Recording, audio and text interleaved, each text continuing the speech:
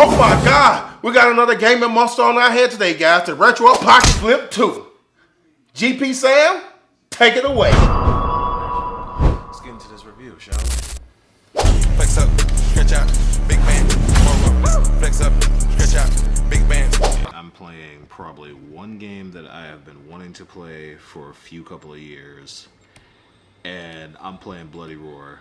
I have not played this game ever since it came out, which was in 2003. Bloody Roar 4 to be more specific. And if you know Bloody Roar, it is a fighting game that unfortunately, when the fourth one came out, it did not sell very well. It flopped, and we haven't gotten a new game since. And it's a shame, because this is a very good fighting game franchise. I absolutely appreciate this game. I miss it. I've been playing the first one since it first came out. I am a massive Bloody Roar fan, and I generally want this game to come back. Unfortunately, the company that made it, Hudson, unfortunately got merged with Konami. It got merged with them, and they no longer exist. So, unfortunately, we're probably not going to get another one, unless Konami wants to do something with the IP. But being Konami that it is Konami, we're probably not going to receive nothing else, knowing them. But for this device to play some of these classic games like that, PS2, GameCube, Dreamcast, for what it is, I'm not going to lie, it is very fantastic. The emulation on it is absolutely perfect. I will admit, there is some times where you do have to tweak the games because they will stutter a bit.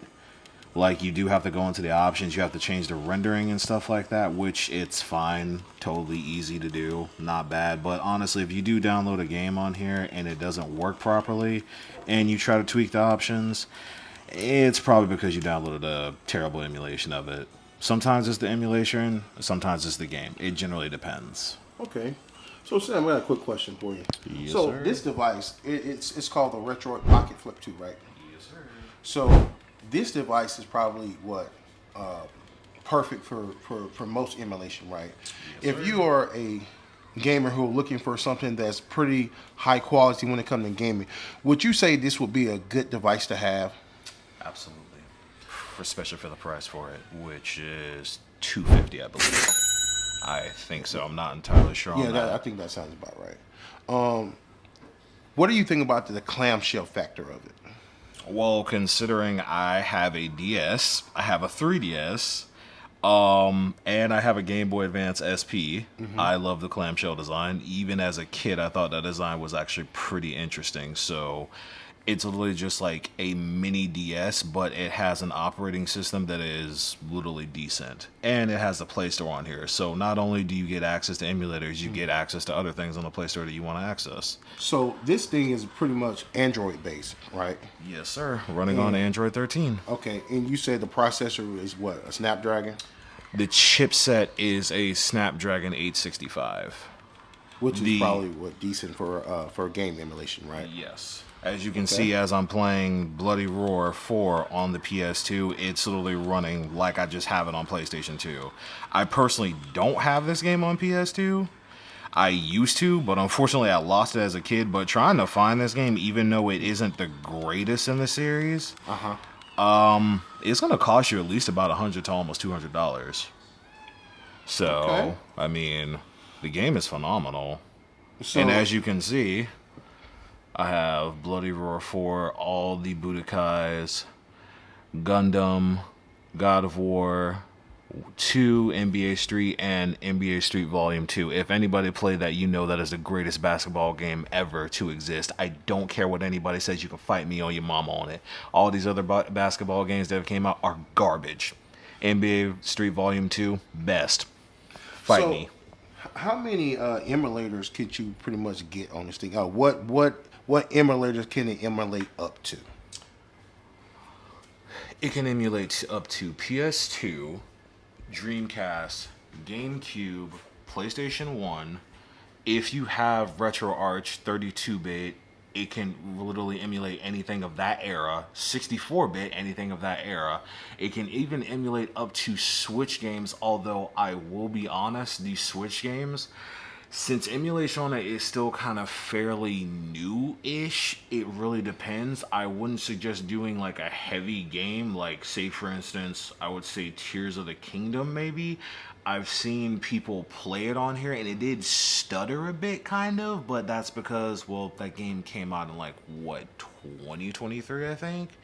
So emulation on the Switch is still kind of fairly new, so just be aware, don't get a Switch game that's like heavily particle effect.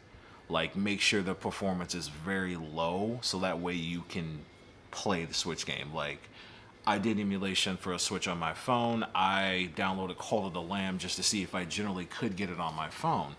I got it on my phone. It works. I just didn't play it because I already have Call of the Lamb on PS5, and I just wanted to see if it worked. So it works perfectly fine. Okay, so I got another question. How's it feel in the hand, man? It literally feels like I'm playing a DS, and considering I have ginormous hands, basically, the DS when I first got it way back in the day, it did not really feel great for me, at least personally. My hands were very big, and I'm not even kidding, I almost developed carpal tunnel because I played my 3DS too much. I played Monster Hunter 4 Ultimate like an absolute insane crackhead almost every day, 12 hours straight, and I almost developed carpal tunnel because I was just obsessed with that game. I'm still obsessed with the series, don't get it twisted, but that game specifically, it almost made me develop carpal tunnel. I'm not joking. So if I generally wanted to play Monster Hunter on this, I feel like I won't develop that. Okay, so I want to try something. Yeah. If you mind, I want to see. I want to try to see how good, how cool this thing is, y'all. Look at it. Just looking at it, this is like GPSAM was saying, it is probably really cool. The screen is really nice, and this is what I like about it, guys. You just shut it, comes off. Watch this. This is how cool this is. In your pocket. You have a nice little handheld system. You could just pop in your pocket, and when you're at work or you're traveling or you're bored at a gaming event that your child might be playing, but he sucked and you're sorry and you really just there to be support, and you just pull your game out and play. This is why this is pretty cool, because you can, like I said, bam, put it in your pocket. You might be bored at work. Got downtime? Boom. Pull it out. Let's just play. This is why I think this device is pretty cool. So GPSAM pretty much hit on a lot of things with this device, guys. But this is why I think the Retro Pocket Flip 2 is a great device, because it's so easy. You can just pop it in your pocket, and it's pretty dope. And guess what, guys? I'm going to say this. I probably would, when it comes to playing, now you guys know that we also have the PSP, the PlayStation Portal.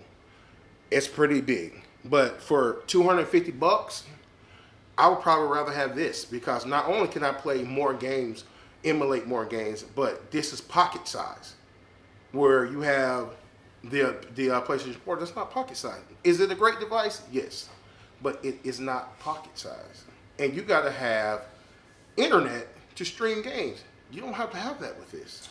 You said PSP. I think you meant PlayStation Portal. The PlayStation Portal. Not the PSP, guys. I'm sorry. The PlayStation Portal. The big one that they have for PlayStation. That one. I'd rather have this over that. And not just that, guys. So, if you... And we all know that the AYN came out with a Thor. You got the Ebernick. The Ebernick is okay, but if you want something that's right on par with the AYN Thor, this is a device to have. I promise you that. This is a device to have. If you ain't got $300 to $400 to pump out for a gaming system that's handheld like the AYN Thor, the Retro Pocket Flip 2 is a great pickup, a great buy for something that you can still play. That's as good when it comes to emulating games as the Thor. So I would definitely say pick this one up, guys. Great device. GPSAM pretty much hit everything on the head when it came to this device, guys. Also, I'm gonna just be real, y'all. Emulation is not as hard as most people may think it is. Due to reasons that I'm not going to get into, I can't necessarily show you how to do it. For if you know why, I'm not going to go into it. I'm just not. It's not hard. Google is your best friend. Look up the ROMs for it. It's really not that hard, y'all. Or find someone you trust that knows what they're doing, and they'll do it. Maybe they might ask you to pay them for it, but it's really not that hard. It's really not. Get into it, especially with how games are coming and how game preservation is nowadays. And Sony basically being the evil corporate warlords that they are and basically making disc production obsolete in 2028. This is the best thing we have to combat against this. Own your games, because they don't care about us. And I think game preservation needs to be a thing, because I grew up with all of these games and they got me through a lot of stuff. So I think y'all should support this. Get this device. It's generally not that expensive. If you literally want to learn how to do it, look up tutorials online. There are many people that will help you. It's not as hard as people make it out to be. Yeah. Also, this device comes with 128 gigabytes off the rip. But the cool thing, guys, it has a SD card slot. So if you want to put up to a 2 terabyte, 4 terabyte, whatever you want to put in it, you can expand the memory with a memory card. It does have a slot for that, guys. Again, like I said, guys, this is a great device to have, especially if you're into like retro gaming. I would suggest you pick up one, guys. All right, so my boy GPSAM pretty much touched on everything. Like I said, guys, I like this gaming device. Yeah, I don't know what to say. $250, guys. Go pick you up one. Like, comment, subscribe. We'll catch y'all on the next one. Peace. See y'all. Flex up, stretch out, big man, roll up. Flex up, stretch out, big bands.